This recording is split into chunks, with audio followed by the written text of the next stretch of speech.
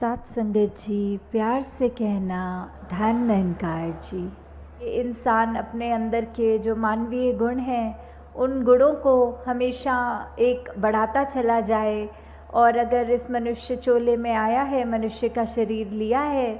तो कैसे वो शरीर का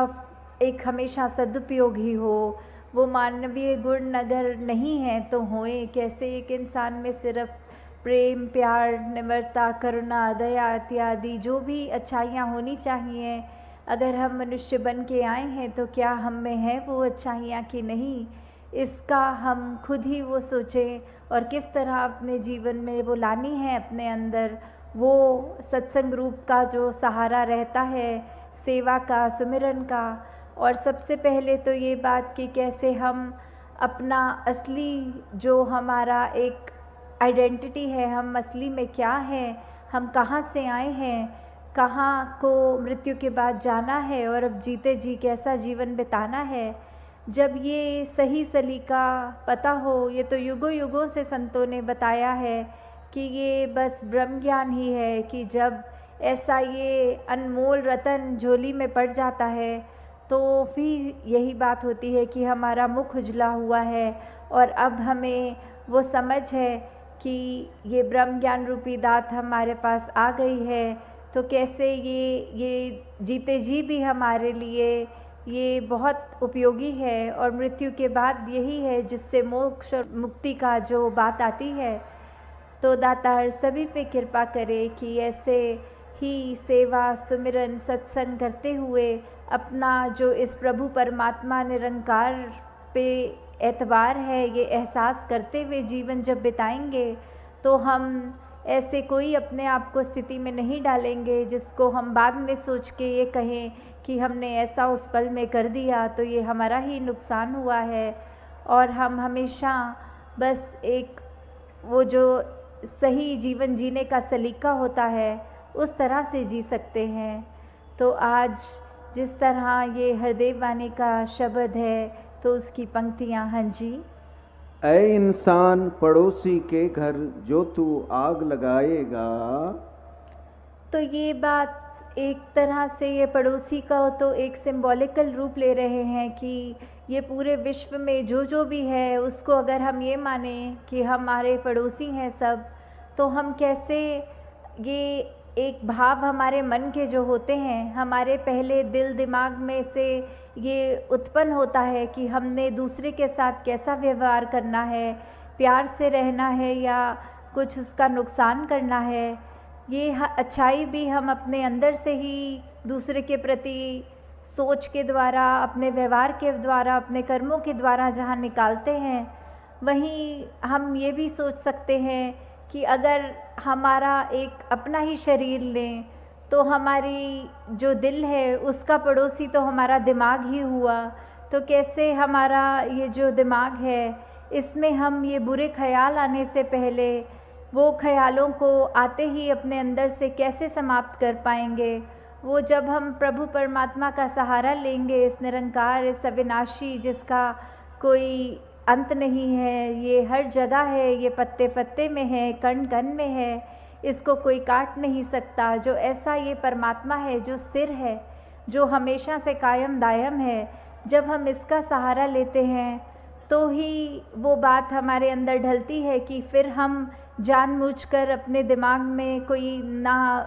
गलत बात किसी के प्रति, ना ही कोई अपने लिए नुकसानदायक ये सोच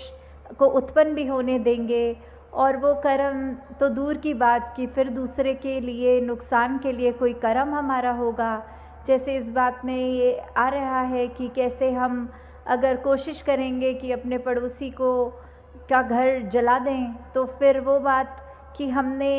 पहले वो सोच अपने अंदर आई। अगर कोई जलता हुआ कोयला है कि हमारा दिल कर रहा है हम उसको अपने हाथ से उठा के किसी दूसरे की तरफ मारें ताकि वो जल जाए, तो जैसे ही हम उस गर्म कोयले को पकड़ेंगे तो पहला नुकसान हमारे हाथ का, उसने ही जलना है, दूसरे के ऊपर तो वो कोयला बाद में गिरेगा। तो वही बात हम अपने मन में जितना ऐसे कड़वे भाव एक बुरी मति को लेकर जो दिल में रखते हैं तो उसका पहला नुकसान हमारा अपना ही है। हाँ जी। हवा का रुख बदला तो तेरा खुद का घर जल जाएगा। तो ये बात कि कैसे परिस्थितियां तो जीवन में अनेक आती हैं, तो कैसे आज अगर ये सोच के कि दूसरे का घर जला दूंगा, उससे मैं तो ऊंचा हो जाऊंगा, उसका नुकसान हो जाएगा। पर अगर वही बात हम सोचें कि ये परमात्मा तो सबके जीवन का ये रचता, तो इसने ये बहुत खूबी से हर एक का जहाँ जीवन लिखा हुआ है, वही बात आ जाती है कि परमात्मा को फिर अगर ऐसी कोई स्थिति हमारे लिए ले आए कि कोशिश तो हमने दूसरे के नुकसान के लिए की थी और नुकसान अपना ही हो बैठा वो करते करते, तो वही कि एक अगर आग लगा दी किसी के घर में, किसी का नुकसान किया, तो जब हवा विपरीत दिशा में चल पड़ी तो वो लपटें आग की मेरे अपने घर में आ गई और मेरा अपना वो घर जल गया। और यही बात एक शायर ने भी बहुत खूबसूरती से की है, अरे ओ जलाने वाले ये तेरा ही था नशेमन, जिससे तूने फूंक दिया मेरा आशियाँ समझ के। कि कहाँ तूने कोशिश तो करी थी कि मेरा घर जलाए, पर वो तेरा स्वयं का नुकसान हो गया। उसमें किसी दूसरे के लिए जब हम एक अहित भाव मन में रखते हैं, तो उसका नुकसान तो परमात्मा पे है कि वो किस तरह उसको बचाएगा, पर हमारा नुकसान फिर होने से कोई नहीं रोक सकता। हाँ जी। अगर पड़ोसी दुख पीड़ा से रोएगा कुरलाएगा, ये निश्चित है तू सुख की ना नींद कभी सो पाएगा। तो यही हम स्वयं अपने जीवन में जब देखते हैं कि ये चलो इसमें उदाहरण पड़ोसी का चल रहा है, पर अगर एक हम ब्रॉडर विजन रखें, एक हम संसार में उस तरह देखें कि किसी को पीड़ा में जब हम देखते हैं कि दूसरा एक बहुत ही परेशान है या उसके जीवन में कोई ऐसी स्थिति चल रही है जो वो रो रहा है, और उसको उस समय वो हमारी तरफ से एक मरहम का काम होना चाहिए, पर हम भी उसको वो चोट पहुंचाते ही जा रहे हैं, तो फिर उससे हमारे ऊपर क्या असर पड़ेगा। हम उस समय क्या रात को खुद अच्छी तरह सो पाएंगे कि हमने दूसरे का नुकसान किया तो इसमें हमें बहुत आनंद आ गया, हम तो अब बहुत चैन में हैं? नहीं, ऐसा नहीं हमको भाव मन में आएंगे। हमें तो यही होता है कि जिस तरह भी हो सके हम दूसरे को किसी तरह का भी एक कंफर्ट दें, उसके जीवन में हमारे लिए वजह से कोई अगर थोड़ा सा भी सुधार आ जाए तो उससे हमें बिल्कुल परहेज़ नहीं करना, हमें कोशिश करके हर पल अपना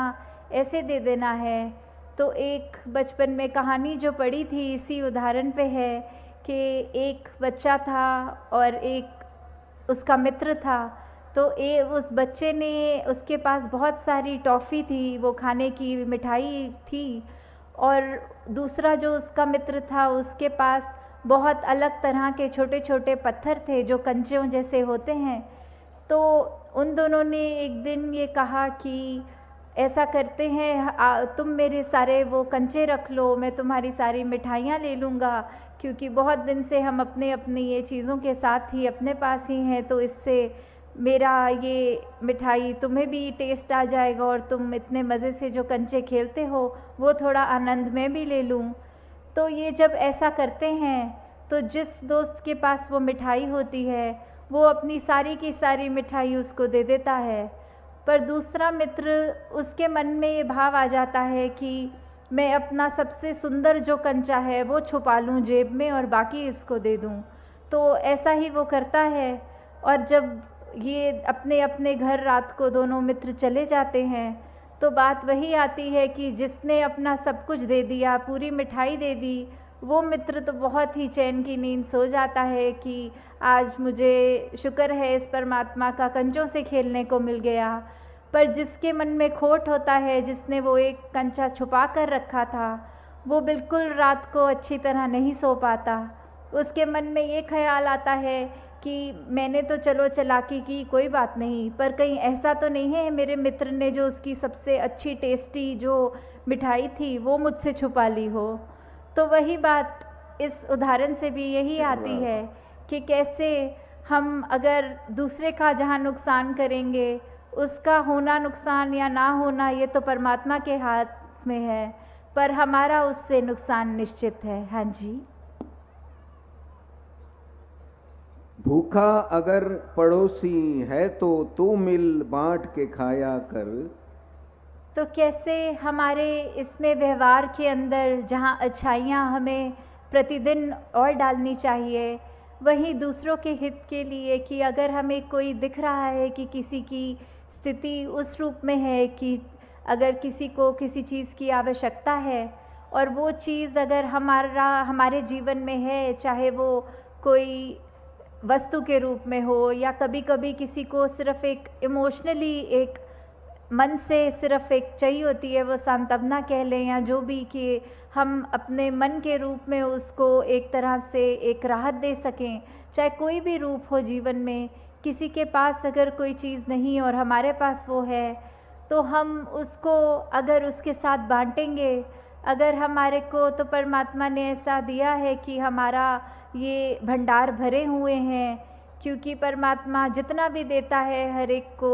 वो उसके लिए बिल्कुल उतना ही आवश्यक होता है। ये इसी में ही भक्तों ने शुरू से ही अभी तक भी ये शुक्राना किया है कि दातार तूने जो दिया बहुत अच्छा दिया, जो जीवन मेरे लिए बनाया वो बहुत सुंदर बनाया। उसमें फिर अगर चाहे खुद की शरीर की पीड़ा, आर्थिक प्रॉब्लम्स, कुछ भी ऐसा हो, उसमें भी भक्त तो सिर्फ शुक्राना करते हैं कि क्या पता इससे भी बुरा होना हो, प्रभु तूने तो बचा लिया, तूने तो जीवन बहुत ही संवार के आसान कर दिया है। तो ऐसी स्थिति में भी जब हम अपना आराम, अपनी चीज़ें दूसरों के साथ जो हमें और ज़रूरतमंद भी लगते हैं या हमें नहीं भी लगते, फिर भी हमारा किरदार ऐसा बने कि हम दूसरों से चीज़ें जब शेयर करें, एक उस तरह उनको आराम मिले, तो वो जब हम करेंगे, ये मिल बांट के पड़ोसी के साथ जब खाएंगे, तो उसका जो एक आनंद हमें मिलेगा, वो हमारा जीवन में जो हमको खुशी देगा, वो हमें कोई वस्तु नहीं दे सकेगी। वो अपने चरित्र को जैसे जैसे हम निखारेंगे, वो हमको एक सैटिस्फैक्शन तभी मिलेगी। उस अनुसार जब चलता है तो ही एक सफल जिंदगानी बनती है। साथ संगत जी, प्यार से कहना, धन निरंकार।